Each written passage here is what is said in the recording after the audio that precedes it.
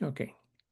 Hello, everyone. My name is Ajay Jacob, and I am the Director of Projects at the California Dreams Hub.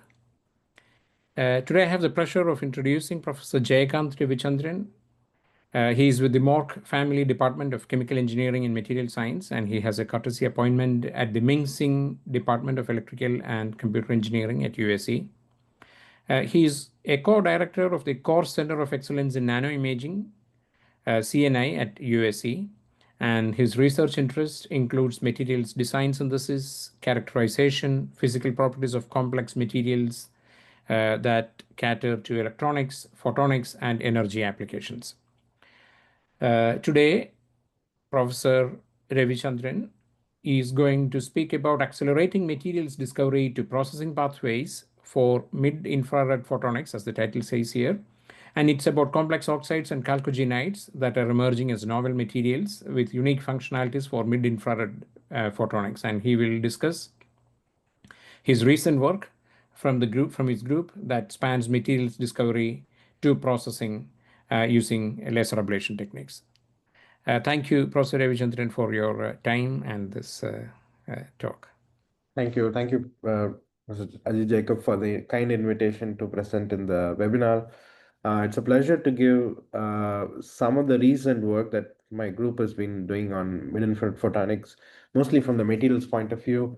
As Dr. Jacob mentioned, we do work on both oxides and chalcogenides. In this particular talk, I'm trying to narrow down a lot of the work on chalcogenides, but there is a set of materials that we have worked on oxides also, which is of relevance here. To get started, I would first like to acknowledge some of the important people who have made this work possible. I'm mostly trying to just represent some of the work in that sense. So a lot of the work we did close collaboration with few collaborators all over the world, uh, particularly in US, like Mikhail Katz at Wisconsin, who's done a lot of the spectroscopy work in collaboration with us, Rohan Mishra at WashU, and Han Wang, who used to be at USC and now at HKU, Michelle Povinelli, another person very closely we work with, and also people like Simon Teat and several others on doing structure determination of the materials that I've shown. A large portion of the work today I'm going to show is done by Boyang Zhao, who's a postdoc at Argonne National Lab, Huandang Chen, who's at Brookhaven, and Chanwan, who's a faculty member at Nanjing. The primary funding for this work comes from Army and NSF. There's a little bit of other related funding that has come from a few other areas in oxides. Some of them are also listed here. Um, so to get back to why do we care about mid-infrared in general? So I think this is almost preaching to the choir, but let me quickly go over it. Infrared has few transparency windows, particularly in the mid and long wave infrared, and this allows for certain types of applications that you can do that is much harder to do in the visible or even the adjacent nearer to short wave infrared energy ranges, which includes things like thermography, surveillance, imaging through fog, and other things. So there's a lot of relevance to electronic warfare. And on the other side, if you want to do any free space optical communication, mid-infrared is also much more attractive in that sense. So how do we think about what are the open challenges in mid-infrared and what needs to be done? One of the important challenges is that mid-infrared detectors, even though they have really matured significantly over the years, purely largely based on the MERCAD chemistry, and more recently on the 3.5 chemistries also, has gone into a point where we can make arrays of detector like devices to form a detector array. But still, there are some fundamental issues in using mid-infrared because that comes from the notion that the thermally generated noise is going to limit the performance of these detectors. Some of the ways that people have thought about overcoming these issues is by trying to leverage this idea of polarization-based imaging. You do throw out some photons in the process, but you do get a little bit more high fidelity information that can be very valuable.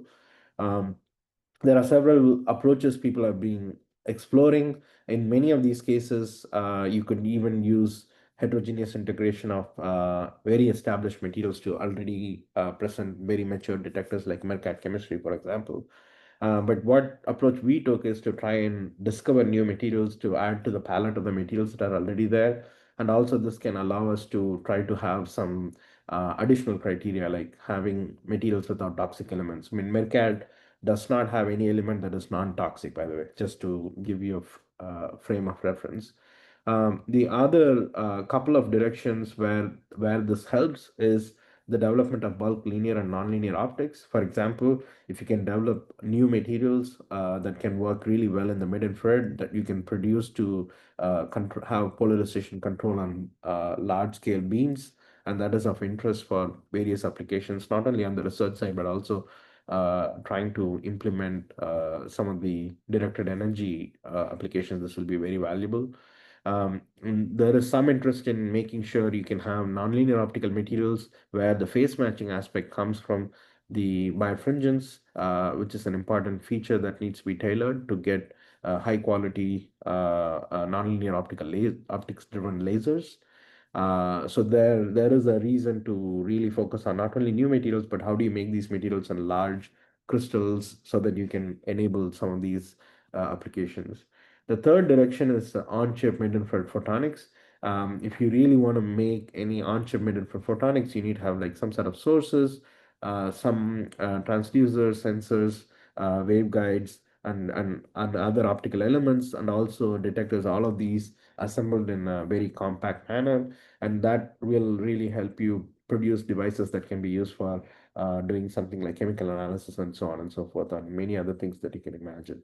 So there are three different distinct levels. One, can you leverage what is already there with existing detectors or creating new detectors?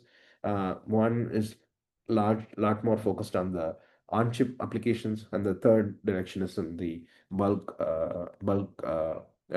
optical elements direction.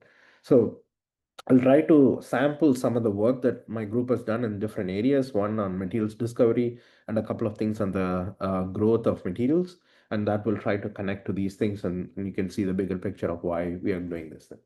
First part is all about materials discovery, and here the my training has been in studying a specific class of materials that have a structure called the perovskite structure, where you take a material that has an ABX3 composition, where your B element sits in the center of the so-called octahedra with six of the X elements surrounding it, and then your A fills up the unit cell, and then you form a building block that you can repeat to get a three-dimensional structure.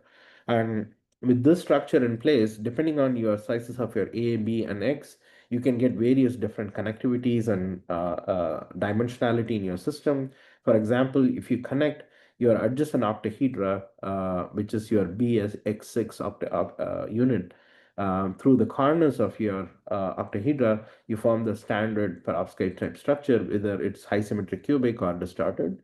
In other scenarios, you can have connections through the edges that can form this edge sharing low dimensional structure. And you can also get phase sharing connections that can lead to this quasi 1D type structures. And in some limited cases, you can interleave between these perovskite layers some rock salt layer to get a two-dimensional, low dimensionality. I'm going to focus only on the quasi 1D structures, which is very relevant for mid-infrared applications. So that is the only thing that we'll talk about. And here, the model system that one can think of is the BATIS3. And if you look at the structure a little bit more in detail, what you basically get is this octahedra connected by phases, and these run along the C-axis of your material itself. And in the AB plane, you have a hexagonal tiling of these octahedral chains running through the lattice. So this creates a scenario where you can get pretty large anisotropy in structural, chemical, thermophysical, and also optical properties in these materials. And more importantly, you're going to have access to a polar axis in the C-axis, and you can try to work with various anisotropic behavior leveraging for some applications. Here, we are going to focus much more on the optical anisotropy of this material. So back in mid 20, like around 2017 or so, we were able to grow large single crystals of this barium titanium sulfide compound. We did various structural characterization to have a basic understanding of how this material behaves. And this is a stem image of this compound measured by Rohan Mishra's group at WashU. And it shows that the crystal structure looks very similar to the high symmetry visualization of the structure that I talked about here. It's a hexagonal lattice. We spend some time trying to understand the optical properties of these materials. So these are measurements done both at USC and also at Wisconsin, where we can do polarization resolved FTIR measurements, where you access the AB plane of the crystal itself, where C axis runs along one direction and A axis is perpendicular to that. And if you take a crystal like this and you send light through it, and if you can rotate your polarization of your light in the in-plane direction, you can access the polarization aligned along c-axis and also perpendicular to it. So when you do that, you can see that the transmission dramatically shifts from roughly an edge, optical edge happening around 5 to 6 micron to 1.5 micron when you go from uh, parallel to C to perpendicular to C.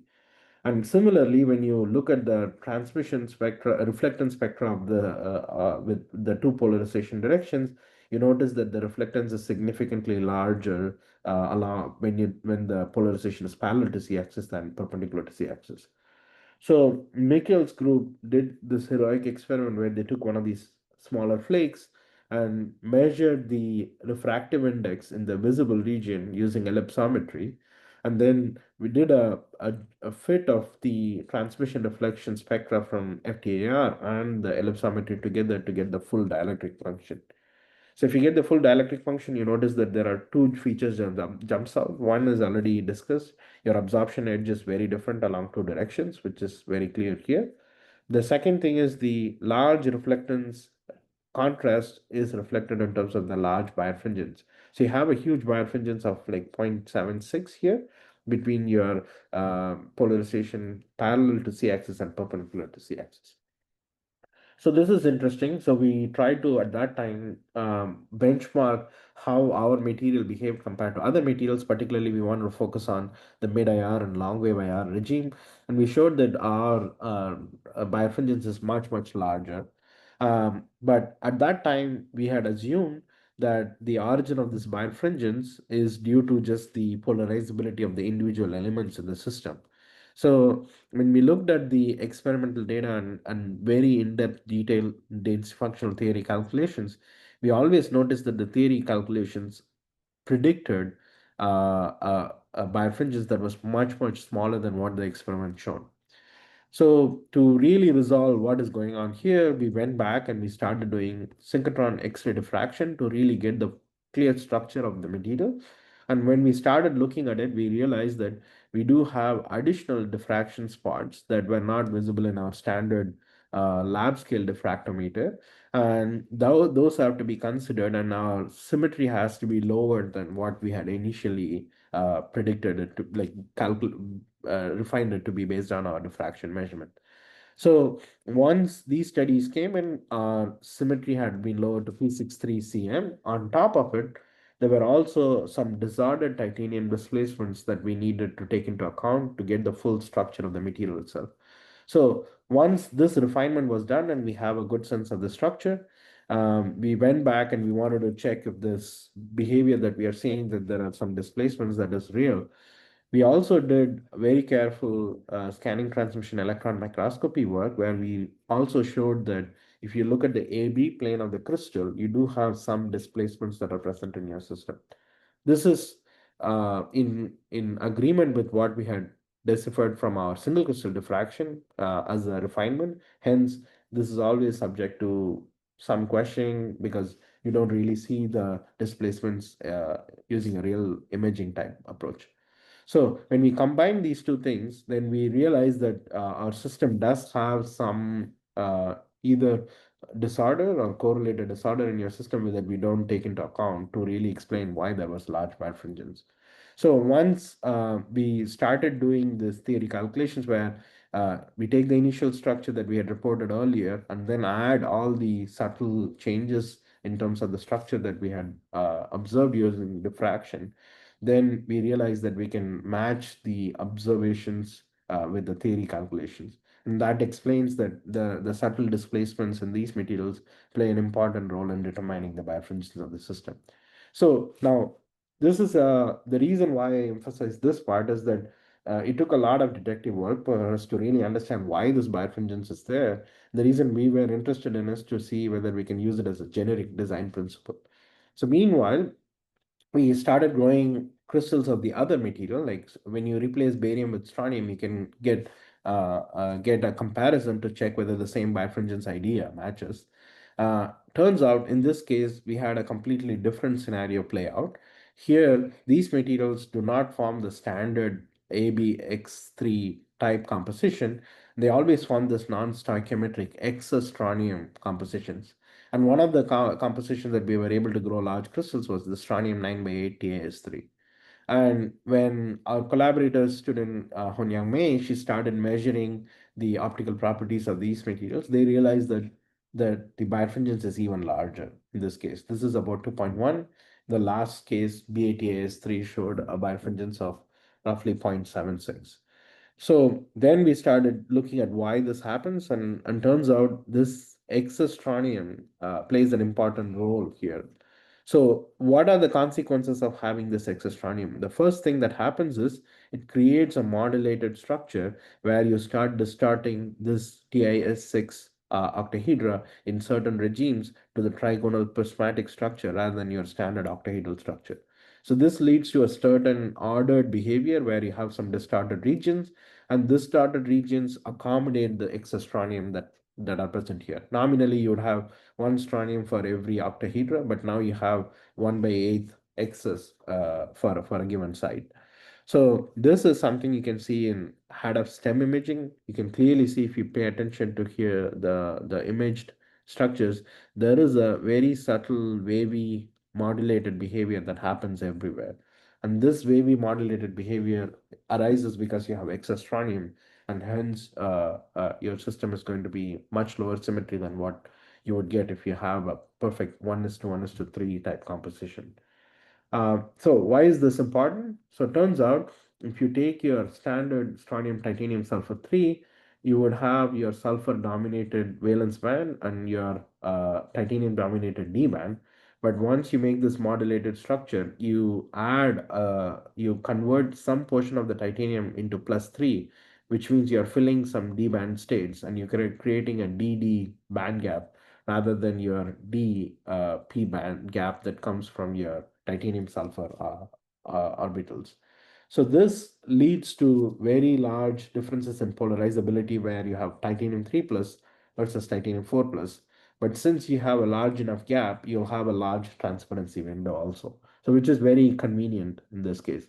So this, once you start doing density functional theory, we can clearly see that there is a large dielectric function, there is a large birefringence that is possible here once you go from SRTA S3, which can only be theoretically determined because we can't grow it, it's not a stable compound. But when you go to SR 9 by 8 TAS3, you do get very large anisotropy in the dielectric function along the two different directions.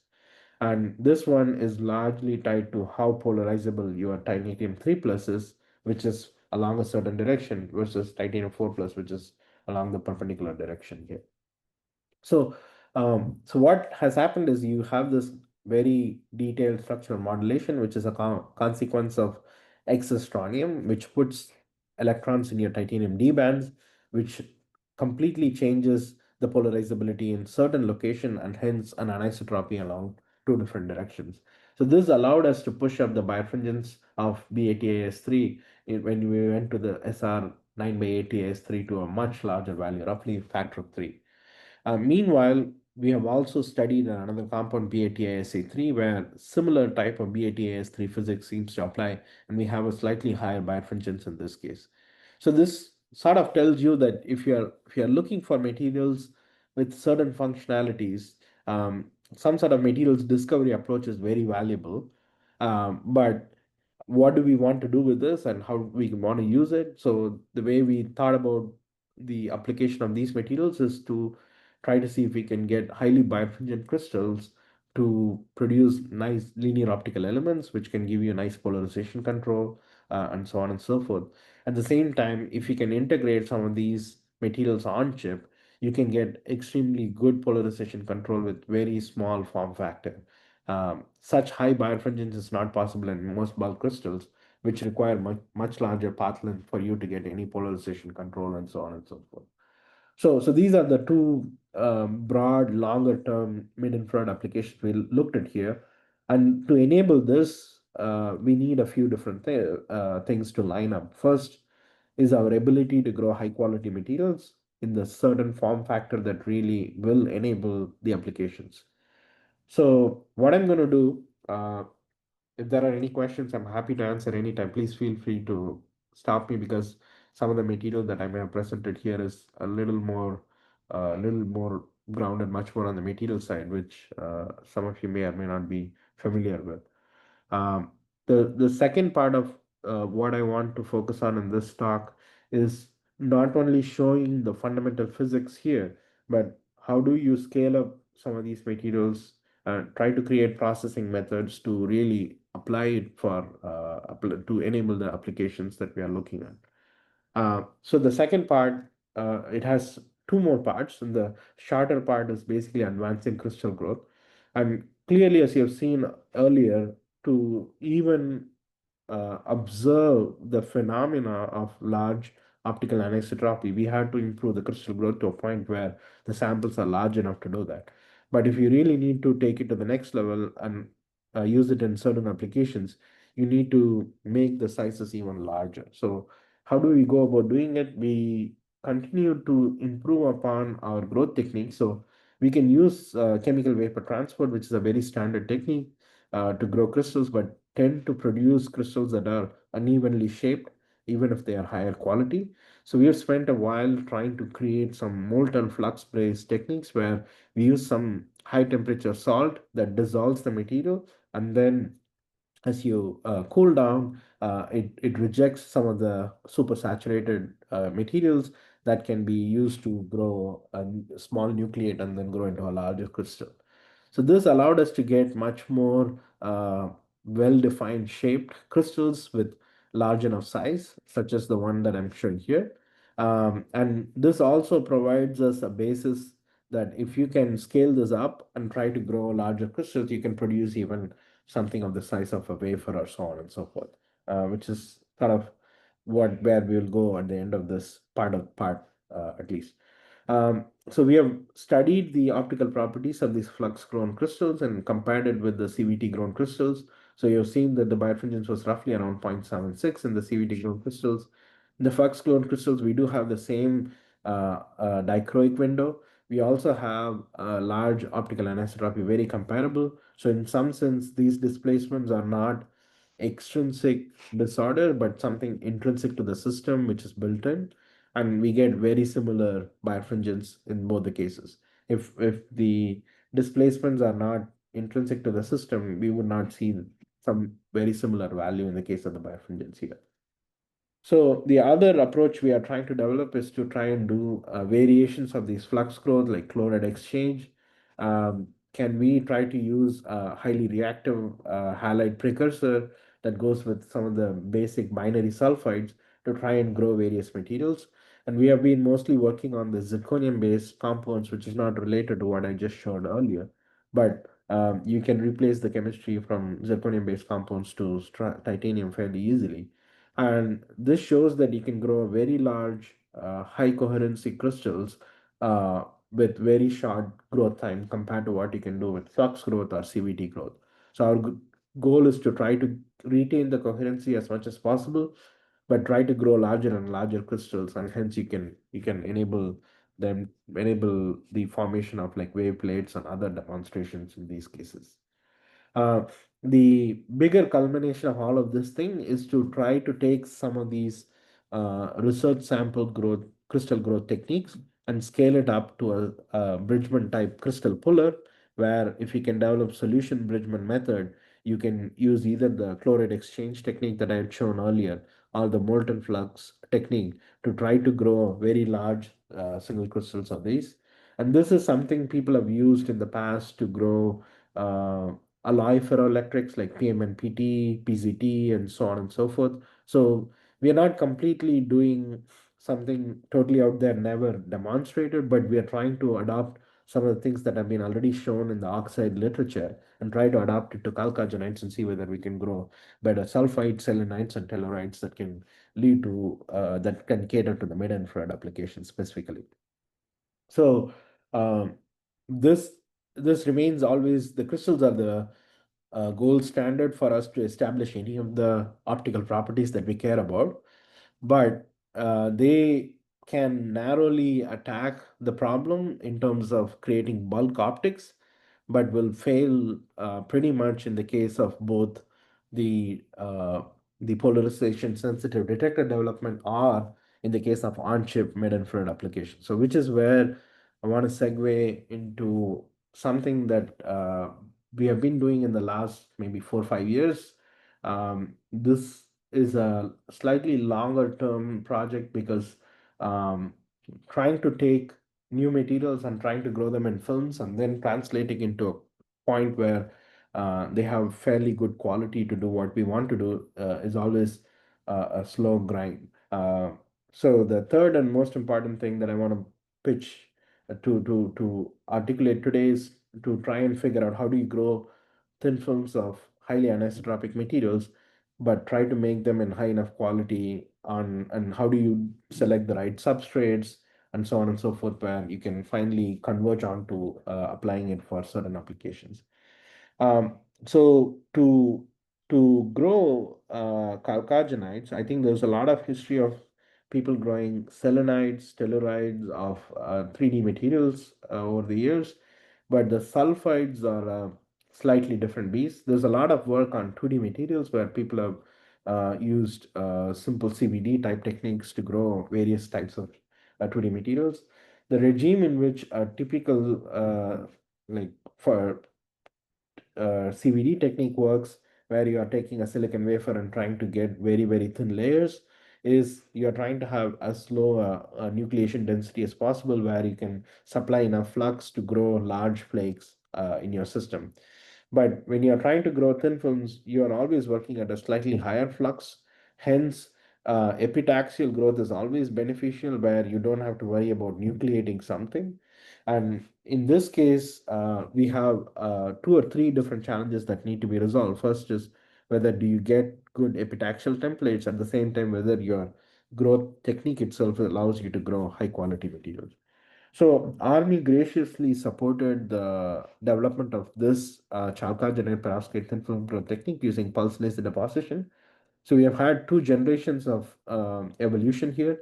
The very first generation, we started making polycrystalline ceramic targets of our materials, and then we were ablating with high flux excimer laser. This is 248 nanometer UV laser, and then we were trying to deposit on a substrate, but to ensure that there is enough sulfurization and there is no competing oxidation in this case, our system was designed to have a dilute amount of hydrogen sulfide. And the hydrogen sulfide was delivered mixed with argon to ensure that we are not trying to work with 100% hydrogen sulfide, which is a safety hazard. Um, this has led to some complications that I'll discuss, but also allowed us to at least demonstrate that we can grow these films reasonably well. So the first thing that I'm going to again defer to the zirconium chemistry rather than the titanium one, which I spent a lot of time discussing in the first half of the talk. Here we were able to grow epitaxial thin films of barium zirconium sulfur 3. This one is a perovskite structure, unlike the BATAS3 we looked at earlier. And we were successful in growing these as epitaxial films on aluminate substrates, which seems to somehow survive in the harsh conditions in which these films were grown at. And we were able to, the student Maithili, she spent a lot of time trying to make sure everything works out here. And we were able to not only show textured films along the outer plane direction, but also show that the reflectivity of the films showing that the films are really smooth and they don't have very large roughnesses here. And you can clearly see that the RMS roughness is of the order of like 1 or 2 unit cells or so, which is pretty acceptable considering that the heteropitaxial template is not even the ideal choice that we would like to have. Uh, Now, one of the challenges that we notice here, even though there seems like a quasi epitaxial relationship in all these cases, the interface between our oxide substrate and our chalcogenide film is pretty bad, and it's primarily because of the reactivity of the precursors that we use to the oxide substrate itself, which is a challenging problem which we are still trying to continue to work on to resolve. But I'll show some evolution of how we went about trying to address this issue. But the good news is even with argon, hydrogen, where argon is well known to be bombarding the surface of materials if we don't control it well, and hydrogen sulfide, which is also a very reactive species, we were able to at least get epitaxial films grown using this technique. Um, in terms of the properties of the films, the barium zirconium sulfide has a band gap of roughly 1.9, and the films also showed that the band gap can be accurately measured.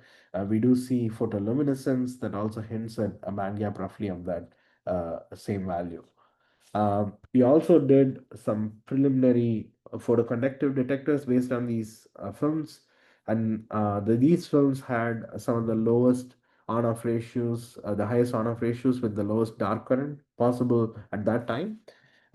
This also showed us that we need to continue to improve on reducing the defect density in these films, and new methods are required to do that. Uh, the one challenge that we notice quickly in this approach is that as you raise the temperature of your growth, it was very difficult to get smooth interfaces between various materials that we can grow. So this is an attempt to grow BATIS3 and BAZRS3 multi-layer stack at 400 C, where these materials do not crystallize very well. We do see very nice interfaces between the two materials, but when you go to 700 C, these materials start intermixing significantly.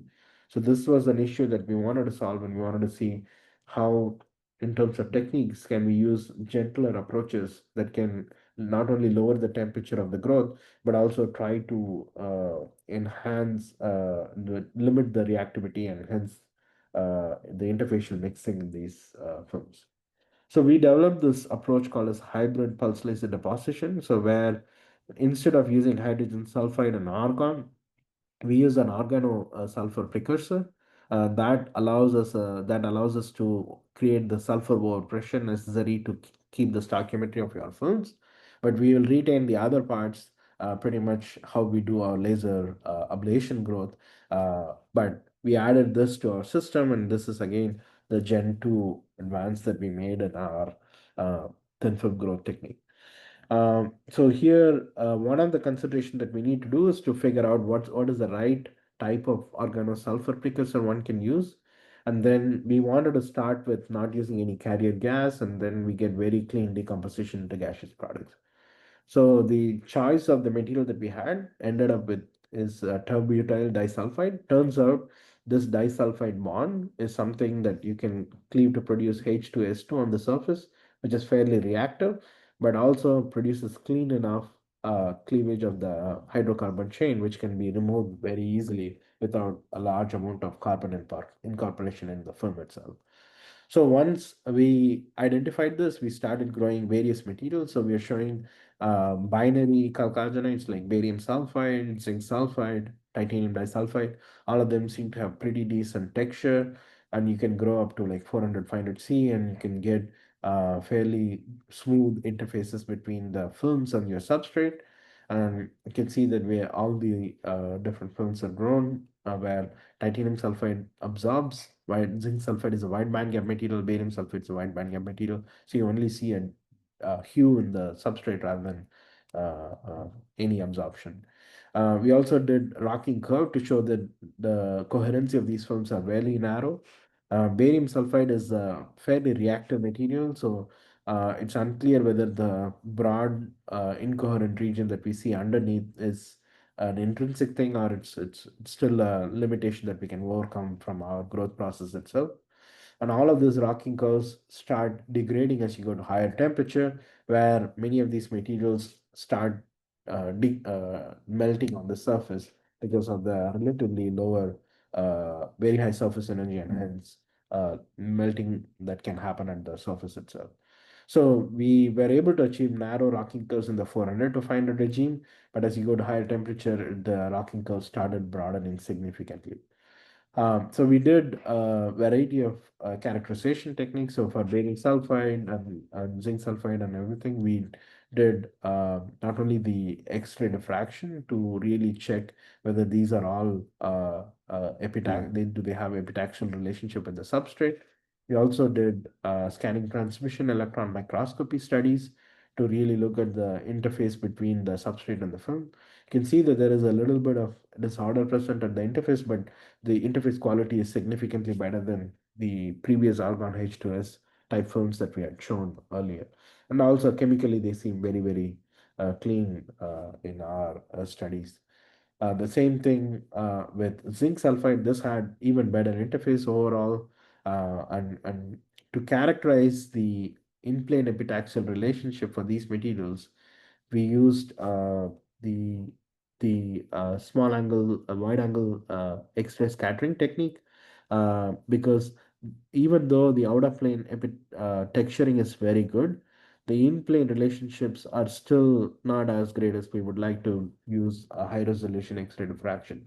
So you can clearly see it has reasonable in-plane relationship, but there are also other off-axis reflections that form here. So the interfaces are sharp, but I think we still need to work a little bit more to make it a higher quality interface here.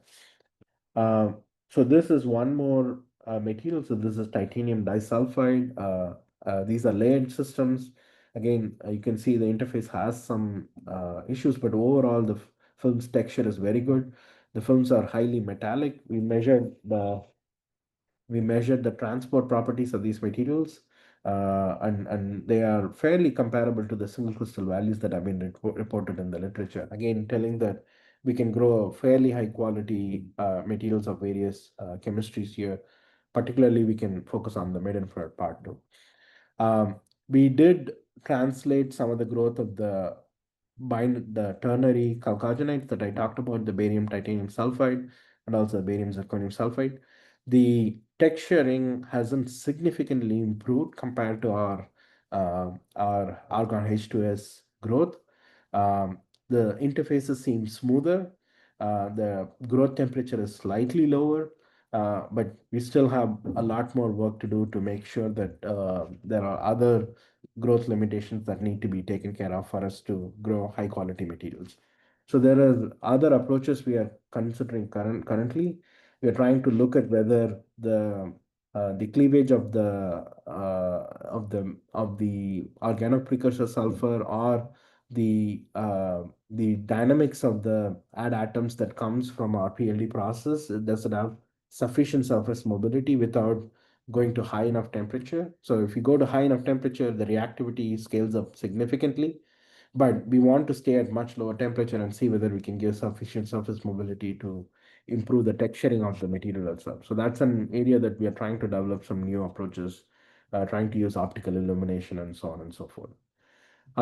So to show the success stories, when we did this hybrid PLD growth of barium zirconium sulfide, the big difference between our conventional argon H2S versus hybrid PLD is that the hybrid PLD systems have very low dark current, roughly 3 orders of magnitude lower.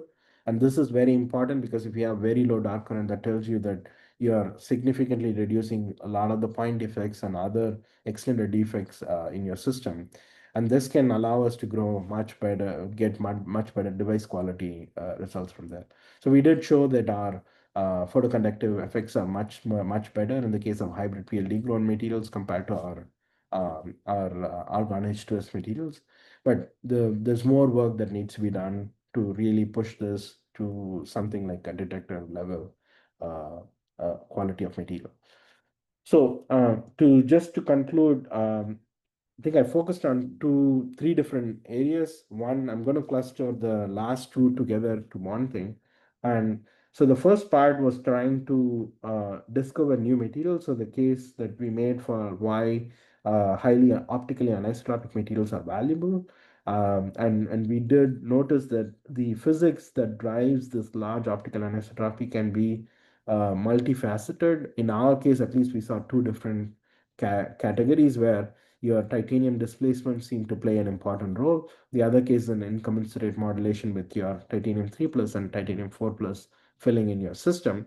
All of this suggests that if you can modulate the titanium positions or the valence, the filling in these systems, you can get very large changes in refractive index with an external impulse. So that's another area that we want to try and connect it back to mid-infrared photonics broadly. So this is still at the science level, and we are hoping that we can develop some approaches to really create index modulation, real part of the index modulation without having large contributions from the losses or the imaginary part. The second part is to try and create new methods, not only to grow large single crystal bulk materials, which also has several applications, but also try to figure out how do you grow thin films of these materials. And can you scale them up? Can you create high quality materials? Now, if you do have high quality bulk crystals, they can naturally act as substrates for these thin film growth also. So which also will accelerate the progress in this case. Um, so overall, I hope that I have shown some snapshot of few different things that my lab has done, where our focus is to try and advance this mid to long wave infrared photonics by creating new materials and then also refining pathways where you can create chalcogenides of that can lead to some useful applications. I think with that, I hope I'm not running too fast, but I think that's pretty much what I have. Great. Thank you, Jayakanth. Let's open the room for questions. Any questions here?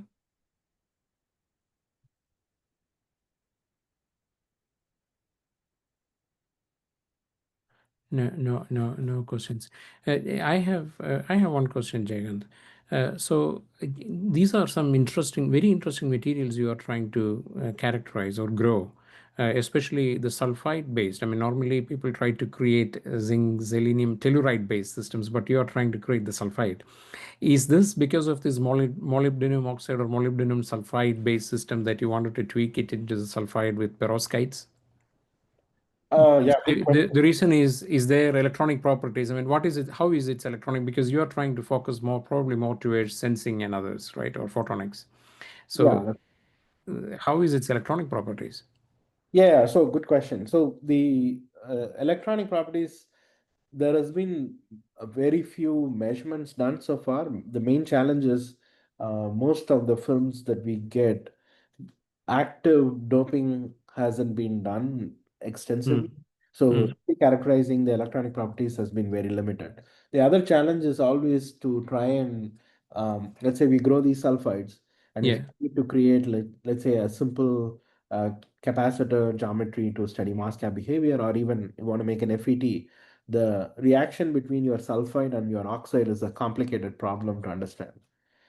So I haven't really we have done a lot of work on integrating oxides to semiconductors on various forms, and we are already learning a lot there where we want to try and apply here. So measuring electrical properties will require two things. One is, do we have the right dopants? Can you dope it very effectively? Here, most of the times when we try to do PLD, we quickly do an alloying level incorporation, not doping level. Doping means you want to get 10 power 18 per centimeter cube or something. So you have to implant it. Right now, we just use mix in our powder to make a target, Mm.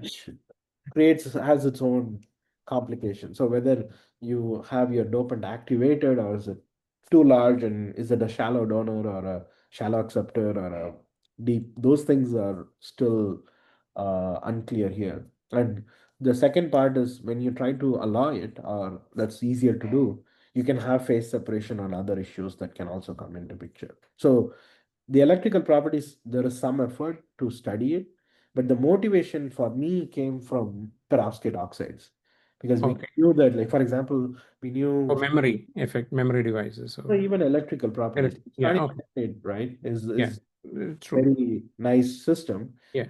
And I was sort of motivated to see if you go to a sulfide, you'll get higher mobility and you can make better materials. So that's where I came from. And turns out the photonics here is much more uh, Easy to do the easy to characterization. do. Right, that's right. Yeah. That's Yeah. right. Yeah. Especially the material character. But one other result that I saw, which is interesting, is the leakage current that you show to be relatively low. But I have a question about, because you're using the comb structures. What is the gap between those comb structures? Yeah, these ones are like micron. These are like These 10. are micron-sized comb structures. Okay. So how about if you do the leakage of a capacitor? How is that? I mean, that's essentially the electrical measurements that you will have to do. Yeah. So these are very resistive films so far, but not necessarily as resistive as a dielectric. But one of the things for even capacitor measurement, we want to do this mass cap stack. Yeah.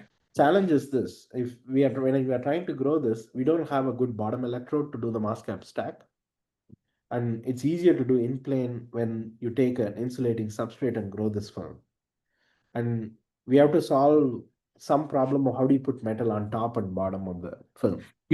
So you could use, I mean, that is actually a good point, but uh, you could use uh, uh, some STO oxide, right? Yeah, those, Strontium titanate. yeah, STO oxide as the bottom electrode. yeah. So Then you can yeah. grow this into that. Oh, that's what you have used. So okay. Yeah. So the Yeah. challenge is, turns out, Yeah.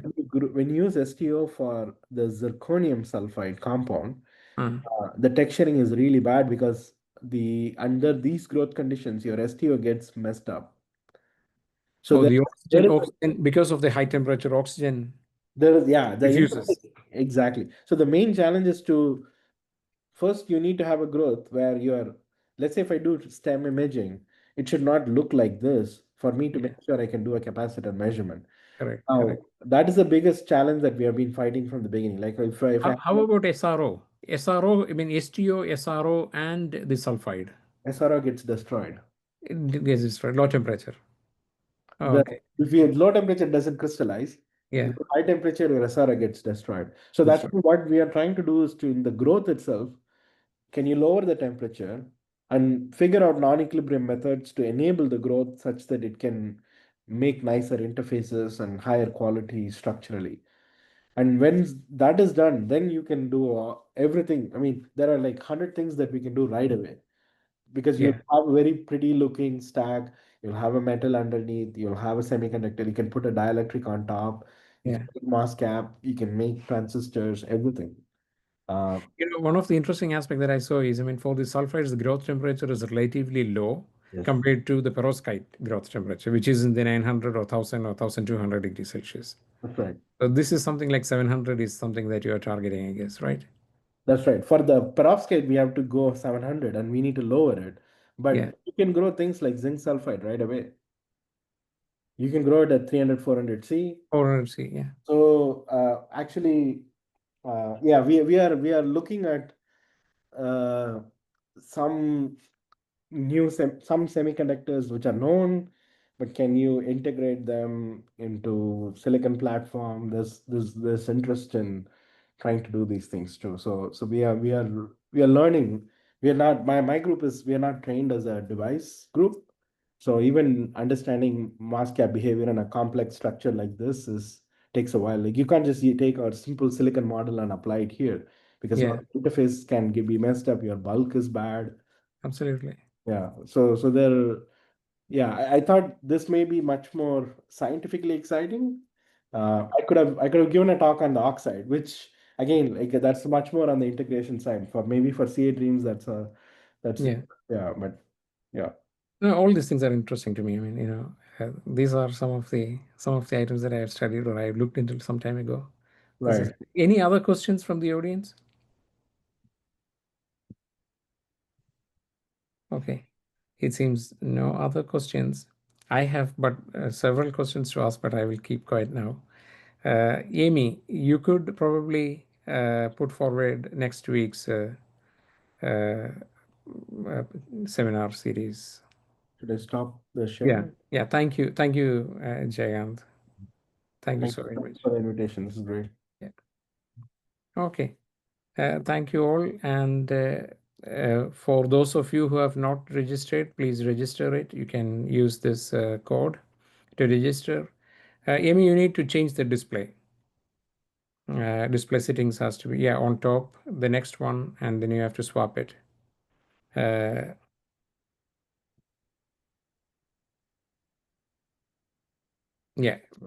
next page, next slide. Okay, the next week's presentation is by Austin Minich.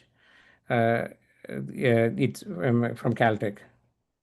So thank you all for attending, and thank you, Professor Ravichandran, once again Thank you. Thank for you this for exciting presentation. It is more scientific and technical, when I say. yeah. Yeah. Thank you. Thank you so much. Take Yeah. care. Bye.